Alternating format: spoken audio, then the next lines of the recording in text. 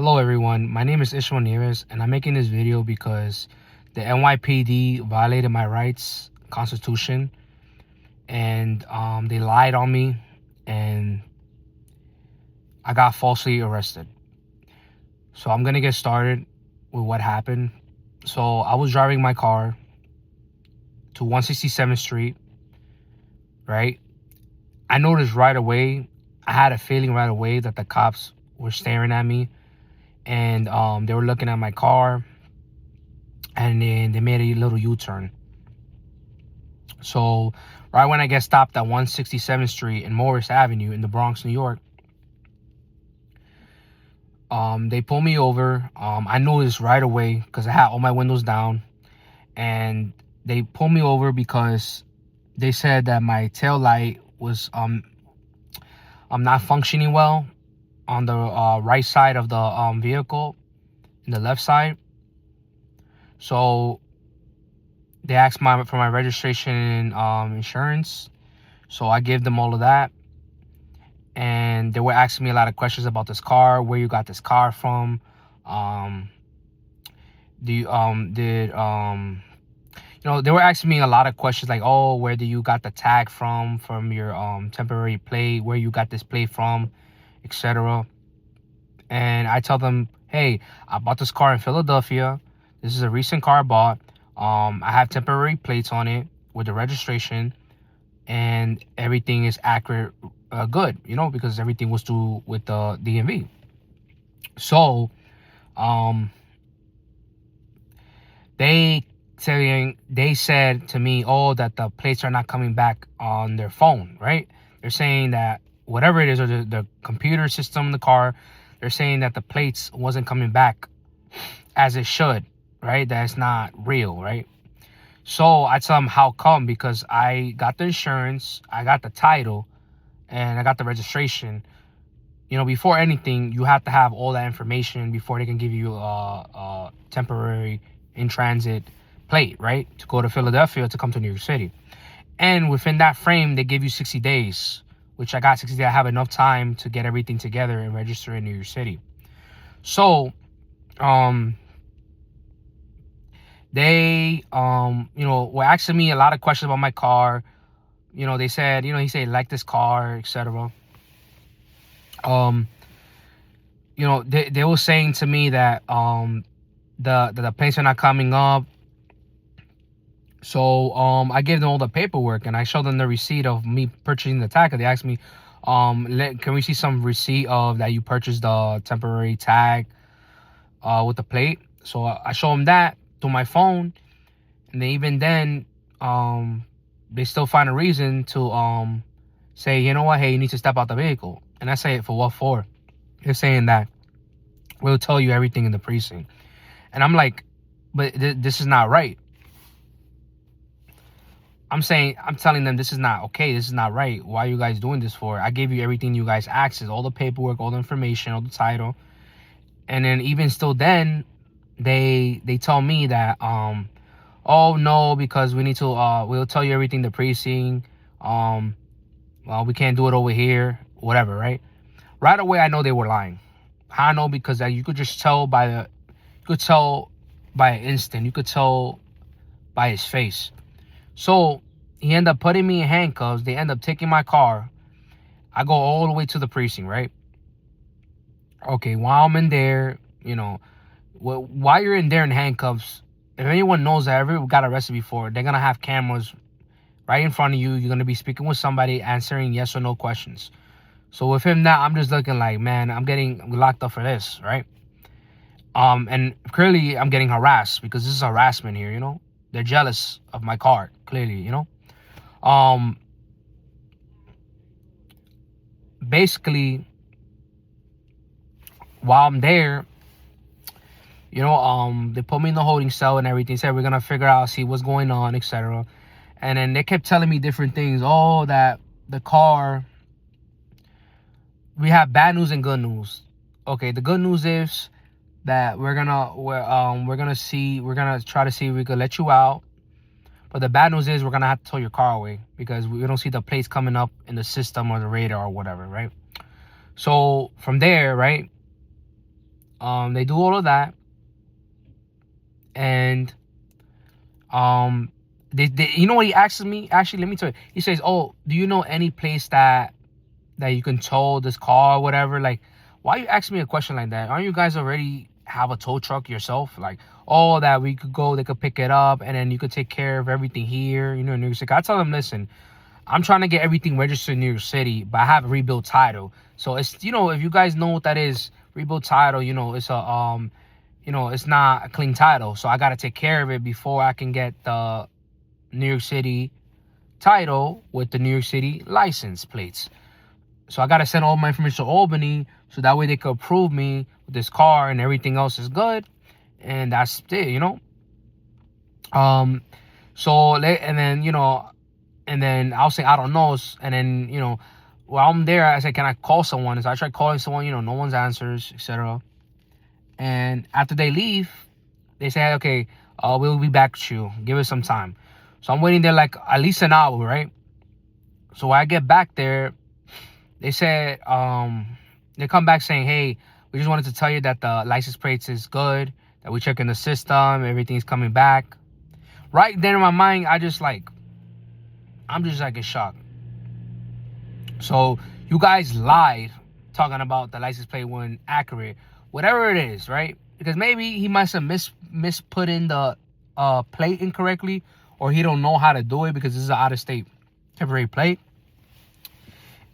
or he just wanted to harass me and, you know, harass me for nothing and drive my car, and they wanted to find a reason to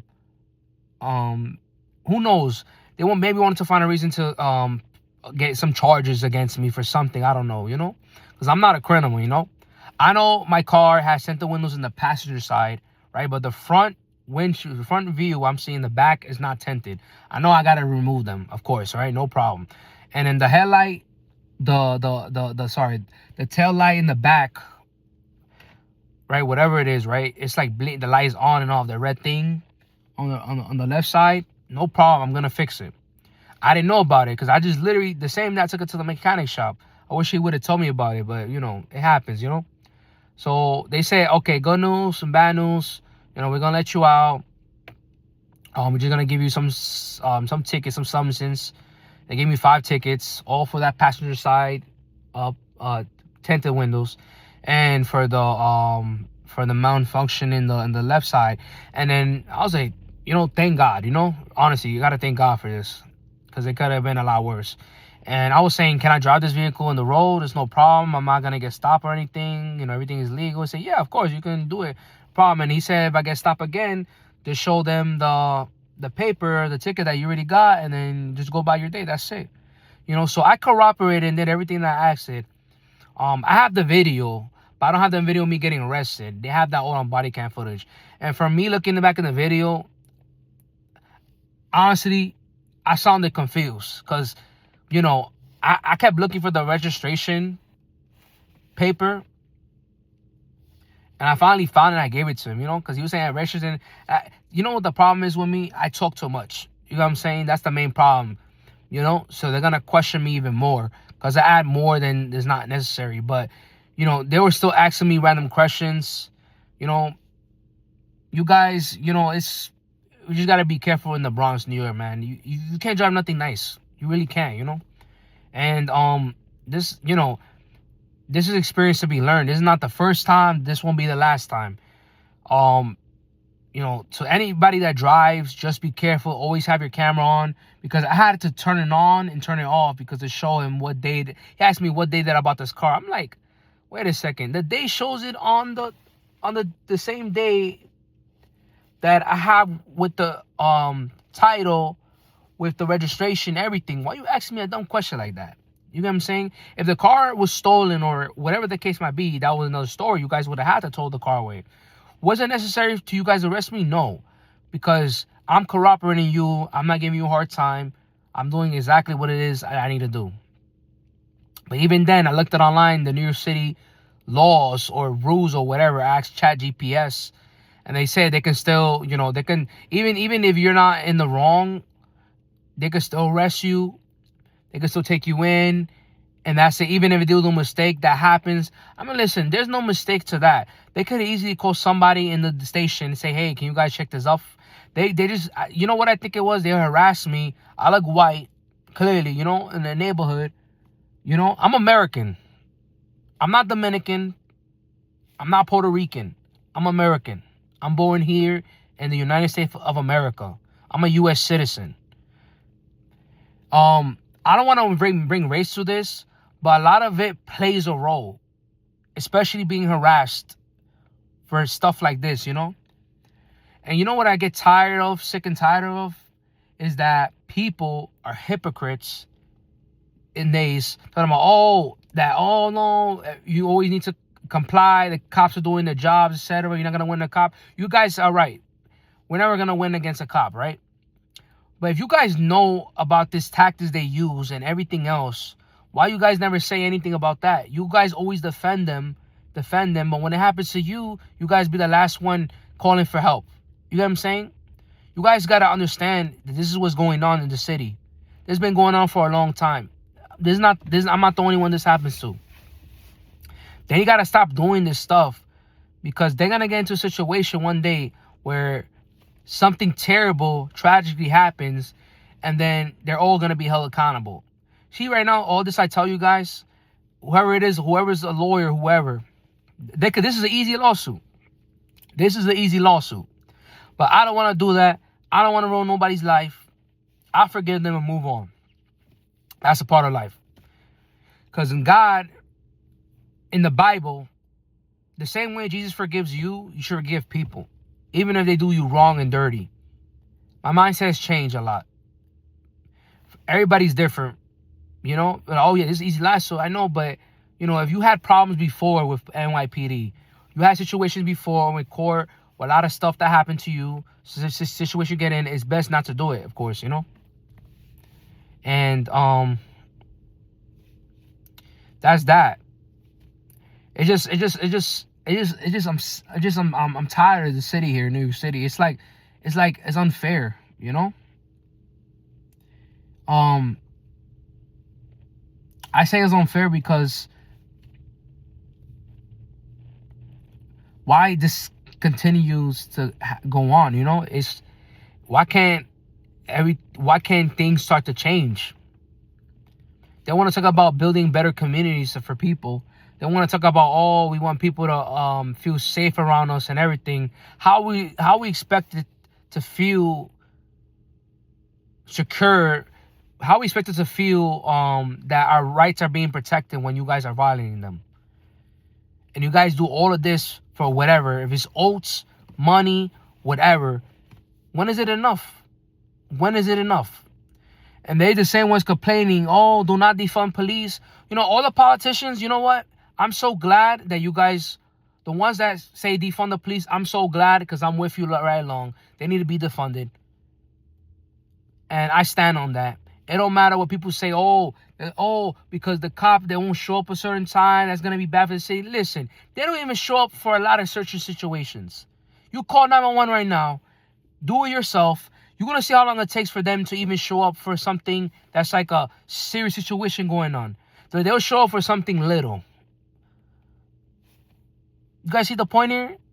You guys see the balance here? It doesn't make sense. And I wanted to become a cop myself a long time. I was always a person before. I support the NYPD regardless for a long, long, long time. But when I seen this stuff happening and it happens to you, you start to realize, wait a second. I'm wrong. I'm wrong because what happened? They violated people's rights during traffic situations. They could find any probable reason to put you in handcuffs. They can make up a lie about any little thing or about any traffic rules that you break or whatever, and you know you didn't do that, or you're speeding, or if you pass a red light or whatever, right? You know, it has to you know who really the problem is going to. Mainly all this problem is with the sergeants in the department, how the all officers acted, how all they trained in the academy, and the NYPD commissioner, right? we guys gotta understand. They're the one who makes the rules here. The mayor, when we let the mayor know what's going on, he could do something about it. But, you know, he appointed the NYPD commissioner, Jessica Tisch. So she has the power to change it. But I don't see any changes because we still see black and brown communities getting harassed, getting arrested. They're hanging around the corner. You know how people use a stereotype. Oh, they're thugs. Oh, they're going to become violent. Oh, they're going to do this. If they're just chilling outside, smoking or whatever, why are you harassing them? You get what I'm saying? Like, it's not nothing, they're doing nothing wrong. A lot of times, right, the cops, they go to neighborhoods. They look at certain neighborhoods. They see which neighborhood looks like they're going to cause a violent situation. They're gonna cause disruptive. Something's gonna happen, whatever. You guys know this better. They're gonna always go stop black and brown community. Any white neighborhood community, let's be real here. You know what I'm saying? Or any like community that's like with family and everything, they're not gonna bother too much. But it's only when it's the minorities here. But don't get me wrong. Based on the statistics, there's a lot of crime within the community everywhere. It doesn't matter what you are. But, this has been going on a long time, We guys know why this stuff happens. The education, the political system, right? The housing crisis, the jobs, the market. It's a lot of factors to all of this that goes on. Foster care, absent parents, parents not around, a lot of drugs, a lot of things they've seen and experienced, But, even though that happens, people that are able enough, that are intelligent enough, they can get out of that situation. They don't let none of that affect them. But, we got to understand why this stuff happens. Same thing with the traffic situation.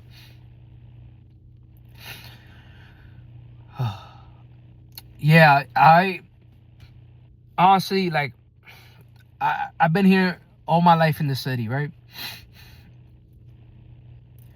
And from my experience being here, it's not as bad, but, everything has changed over a long time, Sometimes the devil could tempt you. Sometimes the devil could get you angry or upset. From this experience, it was like a test to me to see how I reacted. And I reacted accordingly. And I didn't get angry or upset. Nothing.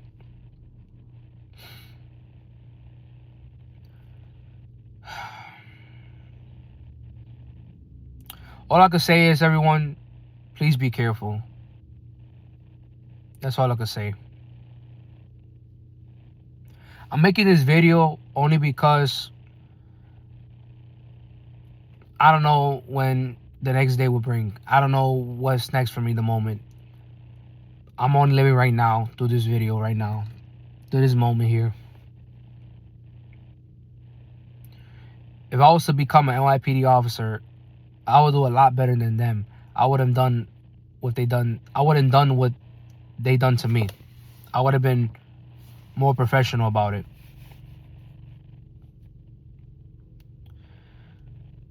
Thank you, God. Thank you, Lord.